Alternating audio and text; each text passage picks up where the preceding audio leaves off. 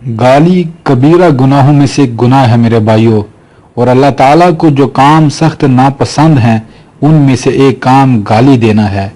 बहुत से लोग गालियों को छोड़ना चाहते हैं पर मेरे भाइयों छोड़ नहीं पाते।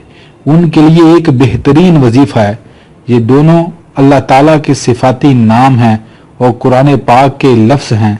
करना क्या है, अपनी ज़ुबान को पकड़कर सिर्फ 11 बार ये लफ्ज़ पढ़ने हैं, या हफीज़ो या सलामो, या हफीज़ो या सलामो, ए हिफाजत करने वाले, सलामती के साथ रखने वाले, मेरी ज़बान की बुराइयों से, गालियों से, चुगलियों गिफ्तों से हिफाजत फरमा। आप देखेंगे जब आप इन लफ्ज़ों को पढ़ेंगे, इन लफ्ज़ों की ताकत और बरकत से आपकी ज़ुबान गालियों से पाक हो जाएगी इंशाअल्लाह। बहुत सारे लोगों ने मेरे भाइयों इस वजीफे को पढ़ा और अपनी ज़ुबान को इन गुनाहों से पाक किया।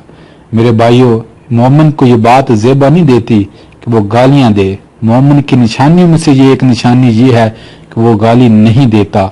मेरे भाइयों, जो लोग गाली देते हैं उन्हें सिर्फ एक बात सोचना चाहिए, इसी ज़ुबान से वो मुकद्दस और पाक हस्तियों के नाम लेते हैं और इसी ज़ुबान से वो गालियां देते हैं।